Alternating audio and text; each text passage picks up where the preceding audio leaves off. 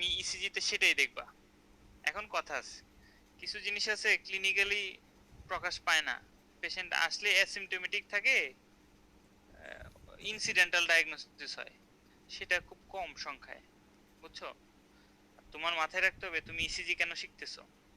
তুমি ইসিজি কিন্তু এখন এখন যে তোমাদের লেভেল, আমাদের লেভেলও এখনো ওইরকম তৈরি হয় নাই, তোমাদের লেভেল তোমরা বুঝো।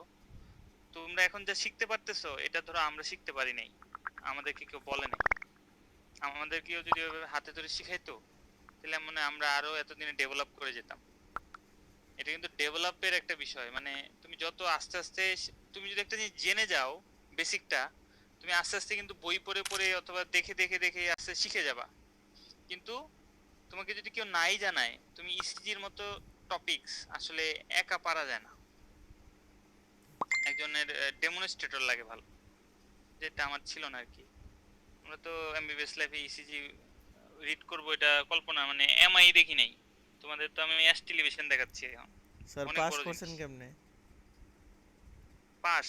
জি স্যার। আমার পাস তো এমবিবিএস যারা বেরোচ্ছে এখন জি স্যার। সবাই তো ওই অস্পির আগে জেনে যায় যে এই আসছে। না স্যার মানে এই যে আমাদের যে সামনে স্যার পরীক্ষা মাথায় তো ঘুরে স্যার মানে ইসিজি ইসিজি দিয়ে তো এক বুট শুরু হবে, তো মানে হুম, কেমনে পারবো কেমনে কি করবো স্যার এটা ভাবতে ভাবতে মাথা স্যার নষ্ট হয়ে যায়। যা বললাম, যা বললাম তা যদি তোমরা মাথায় রাখতে পারো জি স্যার। তাহলে খুব ভালো নাম্বার পেয়ে পাস করবা, মানে ইসিজিটা বলতে পারি আর কি। খুব ভালো করবা, তুই বলতে পারো আর কি, যে বেসিক টুকু জিজ্ঞেস করে মাহবুব স্যারের বোর্ডে, স্যার বেসিক জিজ্ঞেস করে। স্যার আমাদের কি এক বুটে মাহবুব স্যার বসবেন আরেক বুটে মুফতি স্যার নাকি? মুফতি স্যার, হুম। মুফতি স্যার কি বসবেন এবার? হ্যাঁ বসবে, নভেম্বর পর্যন্ত মানে আছে। আচ্ছা, নভেম্বরের আগে প্রপ হইলে হয়। হয়ে যাবে, হয়ে যাবে। দেখো, কেউ যদি বুকে ব্যথা নিয়ে আসে তাহলে তুমি দেখবা হচ্ছে এমআই আছে কিনা, এসটি সেগমেন্ট দেখবা সব প্রথম, তারপর দেখবা টি, বুঝছো? প্রথমে এসটি মিলাবা যে আইসি ইলেকট্রিক লাইনে আছে কিনা, হুম। তারপর মিলাবা টি, ওকে, টি, ওকে। তারপরে দেখবা হাইপারট্রফি আছে কিনা, আর আর দেখবা ভি1 এর আর দেখবা, আর ভি6 এর আর দেখবা, এস দেখবা, আর এস, ঠিক আছে? এইগুলা দেখবা যে ঠিক আছে কিনা। কেমন কি দেখবা, যে এদিকের আর হইছে, এদিকের কিউ হইছে। আবার এই ভি6 এ কিন্তু এস থাকে না নরমালি, এস আছে কিনা লক্ষ্য রাখবা। এস থাকলে কিন্তু সামথিং রং, হ্যাঁ ওইভাবে চিন্তা করবা। পেশেন্ট হাইপারটেনসিভ যদি থাকে, হাইপারটেনসিভ কি কোন কোন ভেন্ট্রিকল এনলার্জ হয়?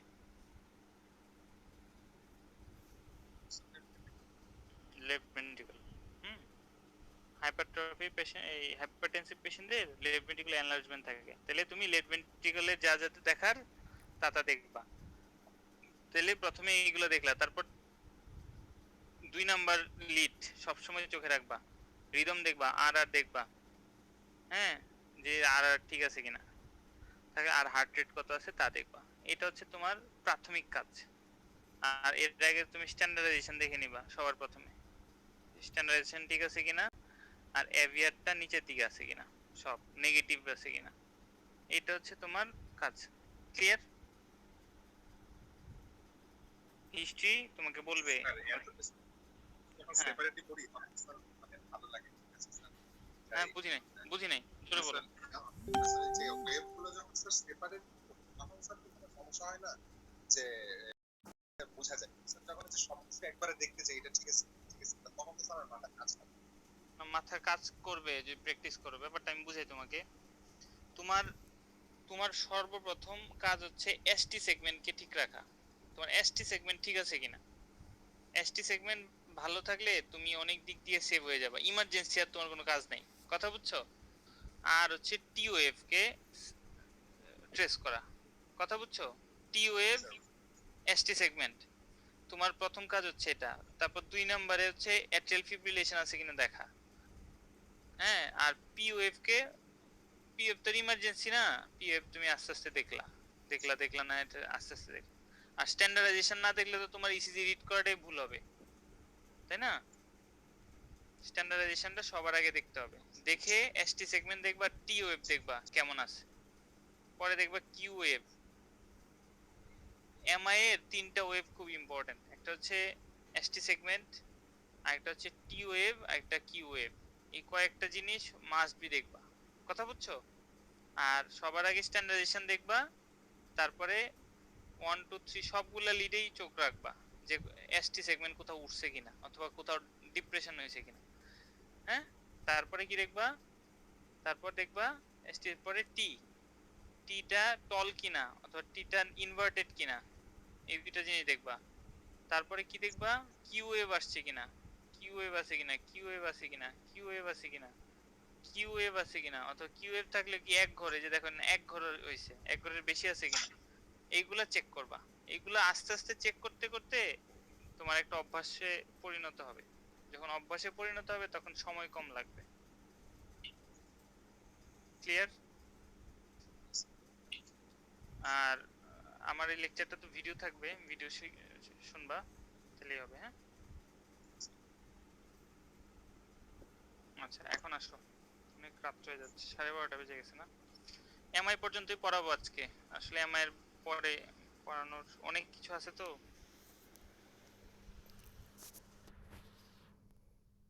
তোমাদেরকে এমআইটা শেখানোরই উদ্দেশ্য আমার। হ্যাঁ, এমআইটাই শিখতে হবে তোমাদের, না সবাইকে অ্যাকচুয়ালি। এখন চলো মায়াগার্ডের ইনফ্রাকশন সম্পর্কে আমরা জানি। এই যে দেখো এখানে ছবিতে দেখো, প্রথম এটা একটা নরমাল। হ্যাঁ, প্রথম কি চেঞ্জ হয় বলো তো তোমরা, দেখে বলো এখানে কি চেঞ্জ হয়েছে। স্যার যে স্যার এসটি তো আছে স্যার টি বাড়ছে, টি এটা টল টি হয়েছে, টল টি, হাইপার অ্যাকিউট টি বলে এটাকে। এটা হচ্ছে উইদিন সেকেন্ডে হয়। এমআই এর ফার্স্ট হয় হচ্ছে টি টল হয়, ঠিক আছে। সেকেন্ড কি হয়, সেকেন্ড কি হয়, এসটি এলিভেশন হয়, এসটি এলিভেশন এসটি এলিভেশন। তারপর হচ্ছে ঘন্টার সময় ফার্স্ট আওয়ারে কি হয়, কিউ ওয়েভ চলে আসে, দেখছো কিউ, এই কিউ চলে আসছে। আগে কিউ ছিল, কিউ ছিল না কিন্তু দেখো, কিউ নেই, কিউ চলে আসছে। হ্যাঁ, 1 ঘন্টার মধ্যে হয়, এটা আধা ঘন্টার মধ্যে হয়, আর এটা হলো 24 ঘন্টার কম সময়ে হয়, একদিনের ভিতর। একদিনের ভিতর কি হয়, আর আর ইনটু এসটি এলিভেশনের সাথে টিটা ইনভার্সনে চলে আসে, আর কিউটা পারসিস্ট করে। কিউটা দেখো আরো বাড়ছে, দেখছো? এই কিউর সাথে এই কিউ কম্পেয়ার করো, বাড়ছে না? বাড়ছে। জি স্যার আর টি দেখো ইনভার্সনের দিকে যাচ্ছে। Day to week, second day থেকে 7 দিনের ভিতর টি পুরো ইনভার্সন হয়ে যায়, আর এসটি এলিভেশন আর থাকে না। থাকে? থাকে না, এসটি এলিভেশন থাকে না, টি পুরো ইনভার্সনে চলে গেছে, আর কিউ আরো বড় হইছে, বুঝছো? যত দিন গেছে মাসল নেক্রোসিস হয়েছে। কিউ ওয়েভ ইন্ডিকেট করে মায়োকার্ডিয়াম নেক্রোসিস। মায়োকার্ডিয়াম যে নেক্রোসিস হয়ে গেছে, ইরিভার্সিবল ড্যামেজ হয়েছে, কিউ দিয়ে এটা ইন্ডিকেট করে। ক্লিয়ার? আচ্ছা, আর হচ্ছে মান্থ টু ইয়ারে কিউ ওয়েভ থাকে। কারো যদি কোন ইসিজিতে শুধু কিউ ওয়েভ পাও, ধরো 2 3 এবিএফ এ কিউ পাইলা, তাহলে তার কি ডায়াগনোস করবা? ওল্ড এমআই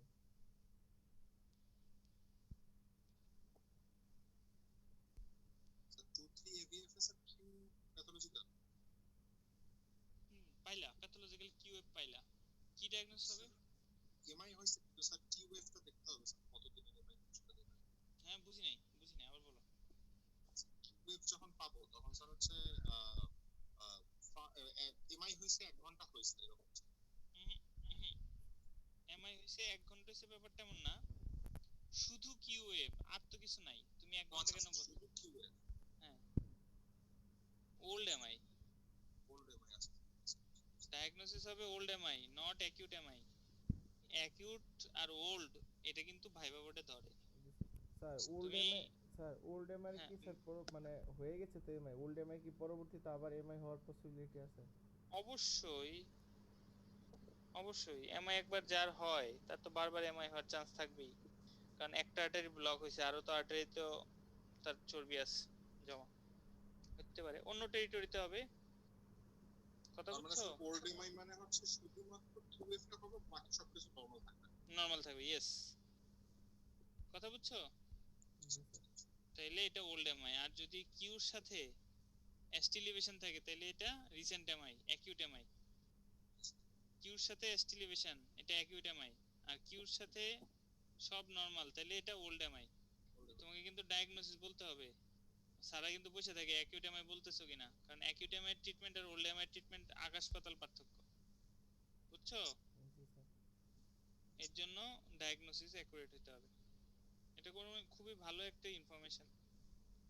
আচ্ছা এখন দেখো, আমরা কি জানি যে করোনারি আর্টারি ব্লক হয়ে যায়, তার জন্য এমন হয়, তাই তো?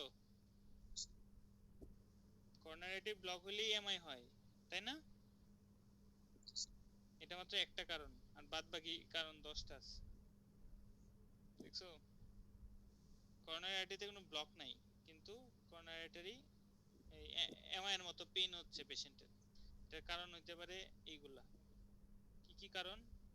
যে করোনারি আর্টারির অরিজিন অ্যানোমালাস, মানে কনজেনিটাল কোনো অ্যাবনর্মালিটি আছে, কার্বন ডাই অক্সাইড পয়জনিং অথবা cardiac trauma, dissection, coronary artery embolism, coronary artery spasm. এই স্পাজমটা ইম্পর্টেন্ট। স্পাজমটা কমনলি হয়, আমার একটা পেশেন্ট আমি পাইছিলাম, ওকে আমি ইটিটি করতে দিছিলাম, ওর ওইটাতে আসছে এসটি ডিপ্রেশন, হ্যাঁ। পরবর্তীতে যখন সেই এনজিওগ্রাম করতে গেছে তার কোনো ব্লক পাওয়া যায় না, তখন এটা ক্যারোটিডিস করোনারি স্পাজম হয়, হ্যাঁ। এসব ড্রাগ ইউজ করলে হয়, অথবা স্পন্টেনিয়াসলি হতে পারে। কাওসাকি ডিজিজ হয়, মায়োকার্ডিটিস হয়, পালমোনারি এম্বোলিজম হয়, টাকিউটসুবো সিনড্রোমে হয়। ঠিক আছে, এগুলো মুখস্থ করতে হবে। তো মনে রাখতে হবে যে করোনারি স্পাজম একটা ইম্পর্টেন্ট কজ। এমআই এর মতো ফিচার নিয়ে আসবে কিন্তু এমআই না। এখন দেখো, আমি তোমাদেরকে কিছু শব্দ ইউজ করতেছিলাম, Q wave MI, non Q wave MI, ST elevated MI, non ST elevated MI. Clear? এই কথাগুলা কি কি কি বুঝো? যার কিউ থাকবে, যার কিউ থাকবে তার কিউ ওয়েভ ইনফ্রাকশন বলবা, বুঝছো? মানে যার এসটি এলিভেশন থাকবে, সাথে কিউ থাকবে, তাকে কি বলবা? Q wave ST elevated MI, বুঝছো? আর যার এসটি ডিপ্রেশন থাকবে আর টি ইনভার্সন থাকবে, বুঝছো, কিন্তু কিউ নাই, তাহলে তার কি? নন ST elevated MI. Normally ST elevated MI এবং নন এসটি এলিভেটেড এমআই এর সাথে সবাই পরিচিত। জিনিসটা হচ্ছে খুবই সিম্পল, যে ST elevation with Q wave with T wave inversion, সেটা হচ্ছে এসটি এলিভেটেড এমআই। আর এসটি ডিপ্রেশন সাথে টি ওয়েভ ইনভার্সন আর কোনো কিউ থাকবে না, সেটা হচ্ছে নন এসটি এলিভেটেড এমআই। কথা বুঝছেন আপনারা? এটা আরো ভালো করে দেখবেন। প্রিঞ্জ মেটাল এনজাইনা করে একটা কথা আছে, ওরা আবার এসটি এলিভেটেড এমআই এর মতো ধর্ম, কিন্তু তাদের কিছুক্ষণ পরেই যখন নাইট্রোগ্লিসারিন এগুলো ইউজ করা হয়, কিছুক্ষণ পর আবার নরমাল হয়ে যায়। মানে তাদের নরমাল ব্যাপারটা বুঝেন, যাদের এসটি এলিভেশন হয় তাদের কি ফুল থিকনেস ইনজুরি হয় না সাব এন্ডোকার্ডিয়াল থিকনেস ইনজুরি হয়? এসটি লেভেলের ফুল থিকনেস। ফুল থিকনেস। তাহলে ফুল থিকনেস যদি হয় তাহলে তার কিউ ওয়েভ তৈরি হবে না? জি স্যার। কিউ ওয়েভ তো হবে। এর জন্য এসটি এলিভেটেড এমআই এ কিউ ওয়েভ থাকে। আর যাদের নন এসটি মানে এসটি ডিপ্রেশন, তাদের কিউ ওয়েভ থাকে না। কথা বলছেন, কারণ তাদের তো অল্প একটু অংশ সাব এন্ডোকার্ডিয়াল অংশ হচ্ছে তোমার ইনজুরি হয়েছিল, বুঝছো? এর জন্য তাদের নেক্রোসিস পুরো মাংসের হয় নাই, অল্প একটু হয়েছে, এটাতে সিগনিফিকেন্ট কিছু না।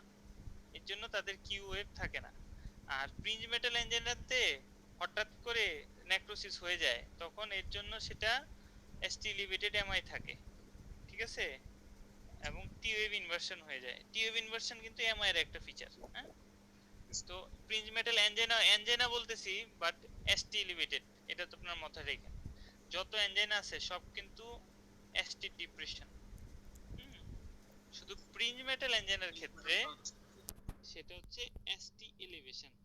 এবং প্রিন্স মেটাল অ্যাঞ্জেনা, অ্যাঞ্জেনা বলতে কি বুঝেন, যে হাঁটাহাঁটি করলে ব্যথা হয়, তাই না? কিন্তু প্রিন্স মেটাল অ্যাঞ্জেনার ক্ষেত্রে বসে থাকলেও ব্যথা হয়। ফিজিক্যাল ইঞ্জিনিয়ারিং হচ্ছে যে সাইকোলজিক্যাল তোমার কথা বুঝছি না, বোঝা যাচ্ছে না, তুমি শ্রমিকের কথা কথা বোঝা যাচ্ছে ক্লিয়ার না, হচ্ছে। হেডফোন লাগাই আবারই করো, খুলে আবার লাগাও। হেডফোনটা লাগাও। স্যার প্রিন্স মেটাল ইঞ্জিনিয়ারিং নাকি স্যার হচ্ছে ওই যে সাইকোলজিক্যাল স্ট্রেসের জন্য যে একটা হয় ওইটা না স্যার? না না না, এটা সাইকোলজিক্যাল না।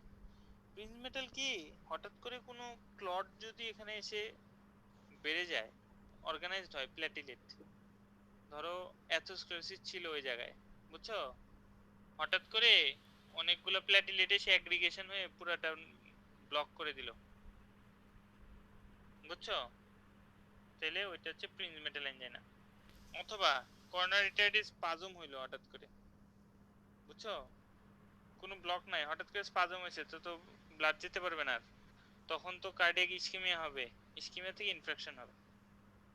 এর জন্য এটাকে এসটি লিমিটেড থাকে এইসব ক্ষেত্রে, ট্রানজিয়েন্ট, কথাটা হচ্ছে ট্রানজিয়েন্ট, কিছুক্ষণ পর আবার করলে নর্মাল হয়ে যায়, কিছু করাই লাগে না, ওষুধও দেওয়া লাগে না অনেক সময়, শুয়ে রাখলেই হয়, ব্যথার ওষুধ দিয়ে শুয়ে রাখলে আবার কিছুদিন পর ভালো হয়ে যায়, নর্মাল প্রেশার হয়ে যায়। ঠিক আছে? প্রিন্স মেটাল এঞ্জাইনা হচ্ছে আনস্টেবল এঞ্জাইনার নাম শুনছো, যে কাজ করলেও পারে বসে থাকলেও পারে, জি স্যার। এটা হচ্ছে প্রিন্স মেটাল এঞ্জাইনা, কথা বুঝছো? জি স্যার। এটাতে এসটি এলিভেশন থাকে। আর নন এসটি এলিভেটেড ইসকেমিয়া হচ্ছে অ্যানজাইনা পেক্টোরিস। এই যে অ্যানজাইনা পেক্টোরিস হচ্ছে তোমাদের অ্যানজাইনা, ঠিক আছে? এই অ্যানজাইনা হচ্ছে transient ST depression or T wave inversion. ST ডিপ্রেশনও থাকতে পারে অথবা টি ওয়েভ ইনভার্সন থাকতে পারে। বুকে ব্যথা নিয়ে আসছে, এসটি ডিপ্রেশন পাইছো, এটা হচ্ছে অ্যানজাইনা পেক্টোরিস। বুকে ব্যথা নিয়ে আসছে, টি ওয়েভ শুধু ইনভার্সন, এসটি ডিপ্রেশন নাই, সেটাও অ্যানজাইনা পেক্টোরিস। কথা বুঝছো? মানে অ্যানজাইনা মানে ব্লক আছে, পুরো ব্লক হয়ে যায় না, আর্টারিতে ব্লক পুরোটা হয় নাই, অল্প একটু বাকি আছে, এর জন্য ব্লাড আসতে পারতেছে। আর যখন আসতে পারে না তখন অ্যাস্টিলভেটেড এমআই হয়ে যায়, হয়ে ট্রান্সমুরাল, মানে পুরা কার্ডিয়াক মাসলের 3টা লেয়ারই নষ্ট হয়ে যায়। এটা হলো অ্যাস্টিলভেটেড এমআই। নন এসটিতে শুধুমাত্র একটা লেয়ারের কিছু অংশ হয়, প্রিন্স মেটালের হঠাৎ করে 3টা লেয়ারই সমস্যা হয়, আর অ্যানজাইনা পেক্টোরিসে কোনো কোনো ধরনের ইয়ে হয় না, নেক্রোসিস হয় না, শুধুমাত্র ইসকেমিয়া হয়। এই ক্লিয়ার কিনা এই ছবিটা থেকে? জি স্যার। আচ্ছা, এখন দেখো এই ছবিটা দেখাইছি, এখন দেখো ইসিজি সিকোয়েন্স উইথ অ্যান্টিরিয়র এস্টিরিভেটর ইনফ্রাকশন। ইসিজি সিকোয়েন্সে দেখো আর্লি লেখা আর ইভলভিং লেখা, এটার অর্থ কি বুঝো? আর্লি হচ্ছে মিনিট, মিনিট টু আওয়ারে, যেটা আমি বলছিলাম ওই যে ছবিতে দেখাইছিলাম। আর ইভলভিং মানে হচ্ছে 7 দিন পর্যন্ত কি কি চেঞ্জ আসে, মানে একদিন থেকে দ্বিতীয় দিন থেকে 7 দিন পর্যন্ত কি কি চেঞ্জ। ক্লিয়ার? জি স্যার। আচ্ছা, এখন দেখো এখানে কি লিখছে, anterior ST elevation infraction. Anterior, anterior মানে কি, কোন কোন lead? Sir V1 V2। V1 V2 septal, V3 4, ঠিক আছে, এগুলো হচ্ছে অ্যান্টিরিয়র। এখন আমার উপদেশ হচ্ছে, তোমরা যখন অ্যান্টিরিয়র বলবে, তোমরা V1 থেকে V6 সবগুলোই অ্যান্টিরিয়র, কথা বুঝছো? ওরা সবাই অ্যান্টিরিয়র, তোমরা সবসময় এত স্পেসিফিক লিখবা না, তোমরা anterior MI, posterior MI, inferior MI, lateral MI, এই 4টা এমআই এর কথা মনে রাখবা। কি কি মনে রাখবা? Anterior MI, posterior MI, lateral MI, আর কি ইনফিরিয়র এমআই, ঠিক আছে?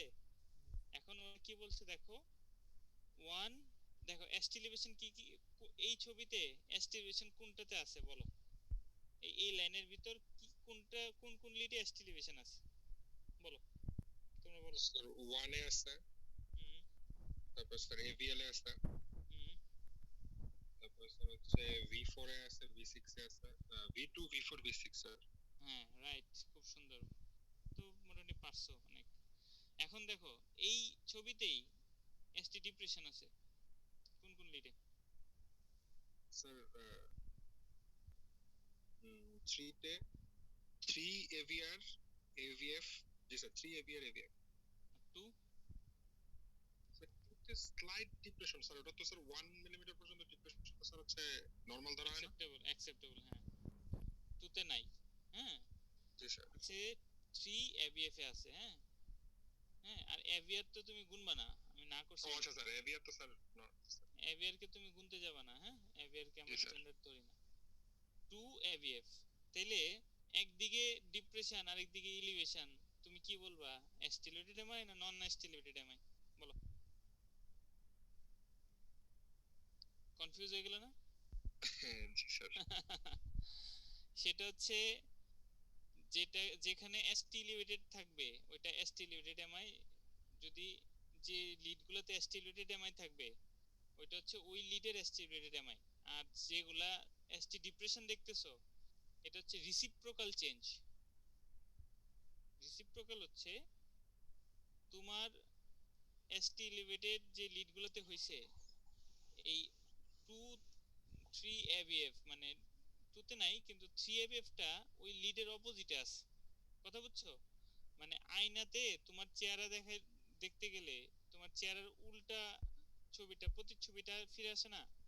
মানে যে সাইডে এমআই হবে ওই সাইডের অপোজিট সাইডের যে লিডগুলা, ধরো কারোর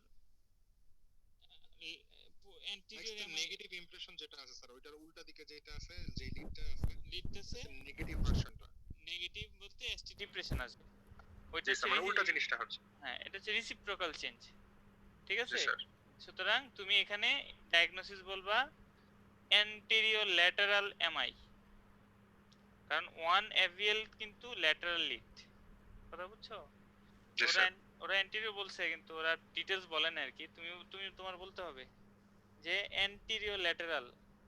অ্যান্টেরিয়র বলতে তুমি সব ধরে ফেলছো, মানে V1 থেকে V6 এর মধ্যে আছে এস্টিলেভেশন, তাহলে অ্যান্টেরিয়র হয়ে গেল। আর 1 আর এভিএল মানে কি? ল্যাটারাল। ঠিক আছে? অ্যান্টেরিয়র ল্যাটারাল এমআই এটা আর্লি ফেজ। আর ইভলভিং এ দেখো কি হয়, কিউ ওয়েভ দেখছো আসছে যে?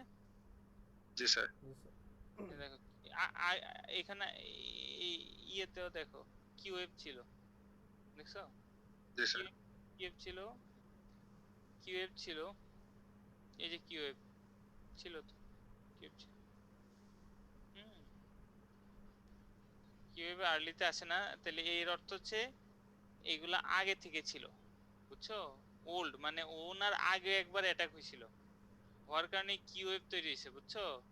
জি স্যার। এখন ইভলভিং মানে কি, পরবর্তীতে দেখো এই কিউ ওয়েভ আরো বাড়ছে, দেখছো? 1 এভিএল কিউ ওয়েভ বাড়ছে আগে থেকে। এই যে এটার সাথে কম্পেয়ার করো, একই পেশেন্টের, জি স্যার। এটার সাথে এটা বাড়ছে, দেখছো? মানে এখন আরো বাড়ছে, নতুন করে আবার ইনফেকশন হতে আরো অনেকগুলো মাসল নষ্ট হয়েছে আশেপাশে। এটা ইন্ডিকেট করে জি স্যার। কিউ যত বাড়বে তত মাসল নষ্ট হলো। এই যে দেখো কিউএস, দেখছো? এই যে চেস্ট লিডে দেখো একটা কিউএস মানে প্যাথোলজিক্যাল কিউ।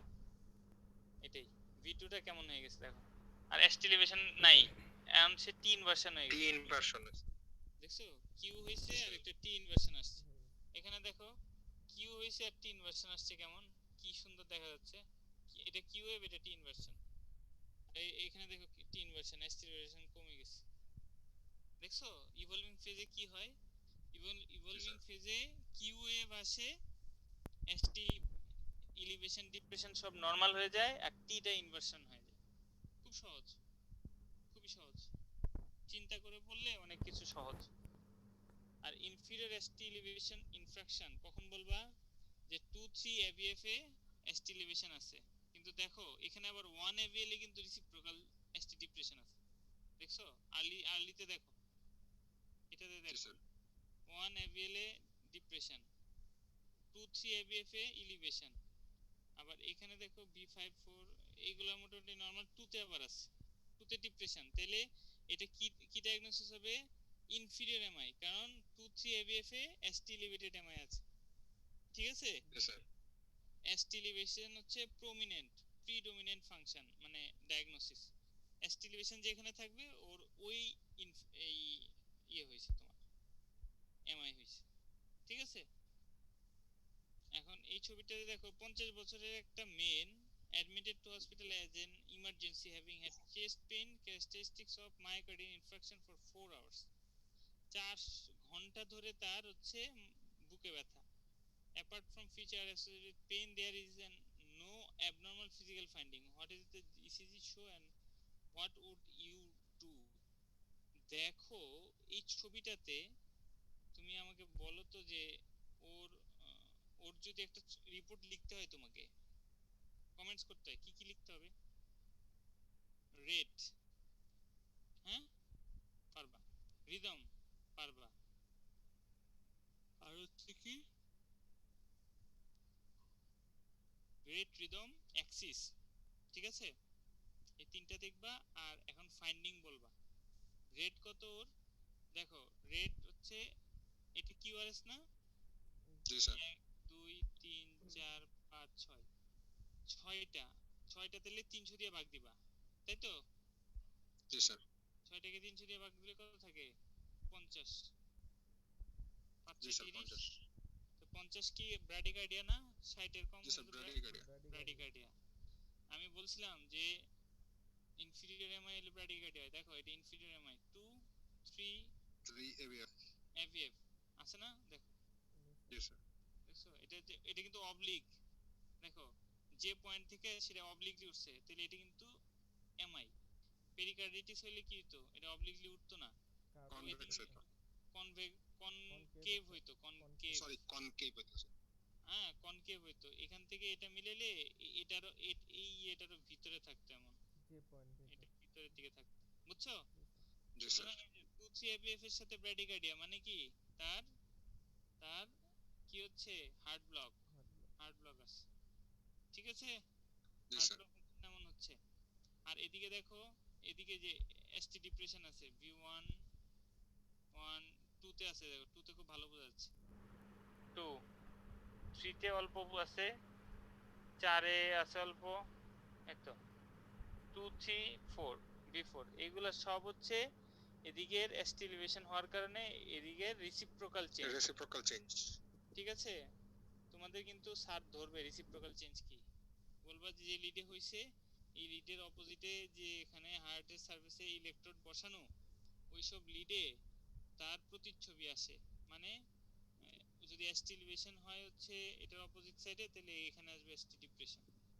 কথা বুঝছো এটাই স্যার রেসিপ্রোকাল চেঞ্জ এভাবে আনসার দিও দেখো এই সিরিজ ডায়াগনোসিস কি এই যে 54 বিট পার মিনিট মানে এই যে ছোট ঘর ধরে করছি তো এটা এর জন্য 54 পাইছি আমরা তো বড় ঘর ধরে করে ফেলছি এর জন্য দেখো বড় ঘর আর ছোট ঘরে কিছু পার্থক্য হয় ঠিক আছে আর এটা সাইনাস রিদমে ছিল আর নরমাল অ্যাক্সিস সাইনাস রিদম কি জিনিস এটা আমি পরে বলবো হ্যাঁ আর normal axis elevated ST segment in lead 1 2 3 before and upright T wave inversion in lead beyond আচ্ছা রেসিপ্রোকাল ST ডিপ্রেশনে যে রেসিপ্রোকাল চেঞ্জ থাকে তো ফাইনাল ডায়াগনোসিস হচ্ছে inferior Q wave ST আমার ব্র্যাডিকার্ডিয়া ঠিক আছে ব্র্যাডিকার্ডিয়া মানে হার্ট ব্লক এটা ইন্ডিকেট করে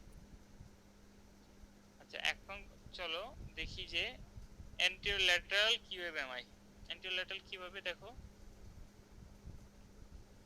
অ্যান্টিওল্যাটারাল হ্যাঁ 1 এভিএল হচ্ছে ল্যাটারাল তাই না এই দেখো এভিএল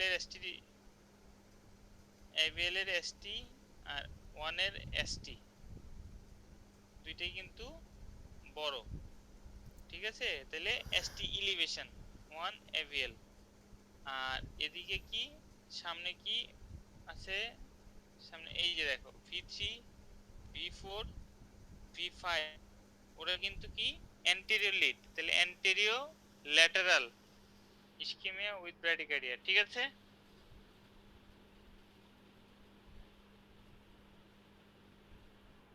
বুঝছো তোমরা ST limited anterior lateral MI এই যে দেখো অ্যান্টেরিয়র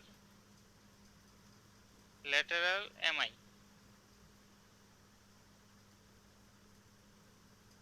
হ্যালো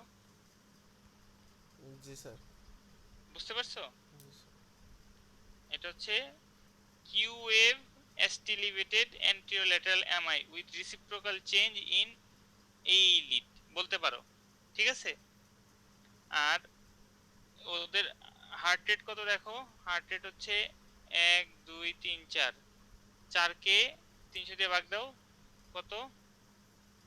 120 মনে না নাকি? না 120 হবে না, 300 দিয়ে ভাগ দিছো? দাও না, 300 ভাগ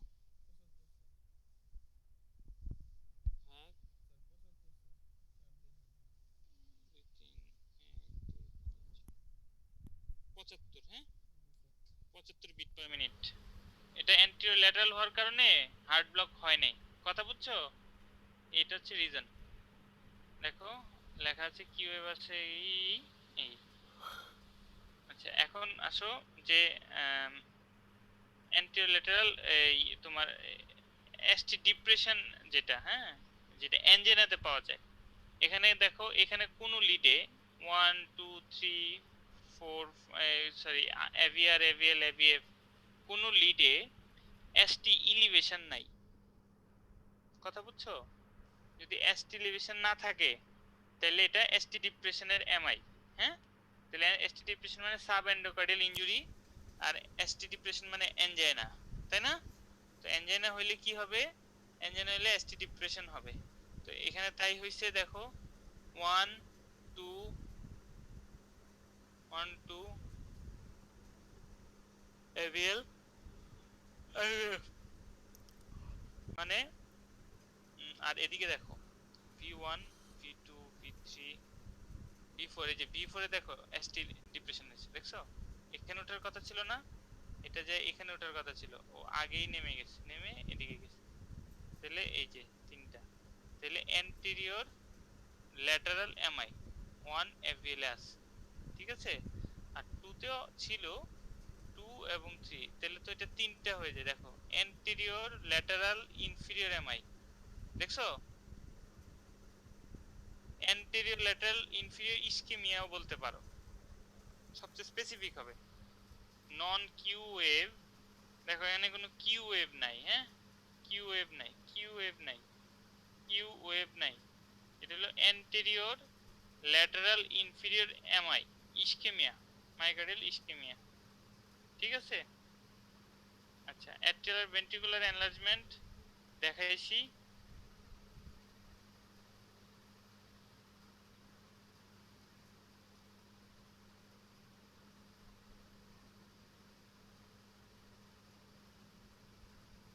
আচ্ছা তোমাদের কিন্তু তাহলে ওই এমআই শেষ, এমআই কি বুঝতে পারছো?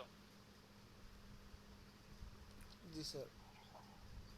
তাহলে আজকে কিন্তু আর ক্লাস করা যাবে না, অনেক টাইম হয়ে গেছে না? জি স্যার। তোমাদেরও মনে হয় ঘুমে ধরছে নাকি? আমার কিন্তু ঘুমে ধরে যাচ্ছিল।